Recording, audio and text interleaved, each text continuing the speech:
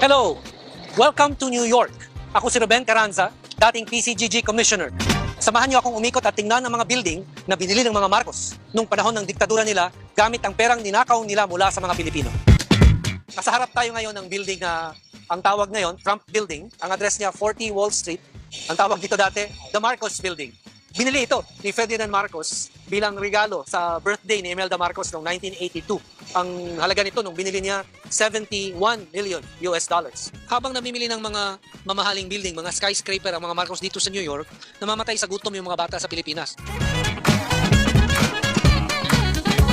Nandito tayo sa New York Stock Exchange, sa Wall Street. Malapit dito bumili ang mga Marcos ng building. Ginusto nilang makisali sa kapitalismo dito sa Amerika.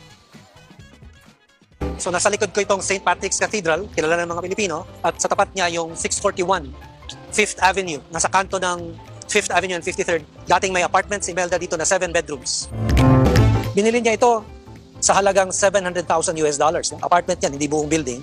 Nangangahulugan na maluho sila na pamilya. Garbo lang, no? At yabang. Pero ang gamit sa garbo at sa yabang, ninakaw lang ni Imelda. 4 minutes away, Olympic Tower, kung saan dating merong 7-bedroom apartment si Imelda. Dito naman, 3 minutes away, Crown Building, kung saan binili rin ng mga Marcos itong building na ito nung panahon ng diktadura. Dito tayo ngayon sa kanto, kung saan nandito yung Crown Building, 735th Avenue sa Manhattan. Binili ito ni Ferdinand Marcos, kasama ang tatlo pang building noong 1981 para regalo kay Imelda Marcos. Nandito yung Bulgari Jewelry Store. Isang araw, July 1978, siguro malapit sa birthday niya, bumili si Imelda ng alahas dito. Ang total na binili niya, $1.4 million. 1978, ang laking halaga na doon. Gamit ang nakaw na yaman galing sa mga Pilipino. $2 million naman ang binili ni Imelda rito sa jewelry store nito, sa harap lang ng Crown Building. Dahil sa mga kanto rito, maraming jewelry store, dito na rin nagsha-shopping si Imelda habang nakatira siya sa apartment niya sa kabilang kanto at saka dito sa building na ito na kinatatayuan natin.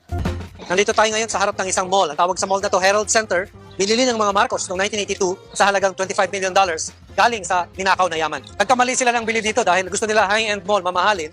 Pero itong area na to, middle class na area. Nalugi ang mall, akala nila kikita sila ng mas malaki. Nalugi pa sila, nalugi ang mga Pilipino. So ngayon, nandito tayo sa harap ng 200 Madison Avenue.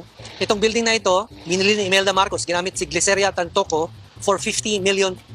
Nabawi ito ng PCGG eventually, pero nung binenta ito, kailangan bayaran ng mga utang ni Imelda dahil hindi naman nagbayad sa inutang niya para bilhin ito. Ang building na ito, ang nabawi lang ng gobyerno in the end, $800,000. Tapos na yung tour natin pero hindi pa tapos ang pakikipaglaban laban sa mga Marcos. Huwag kalimutan na yung mga nakita niyong building, ilan lang yon sa mga ninakaw nila mula sa Pilipino. Ilan lang yon sa mga ninakaw nila gamit ang $10 bilyong na ill-gotten wealth. Ngayong Pangulo na si Marcos Jr., huwag niyo siyang hayaan na burahin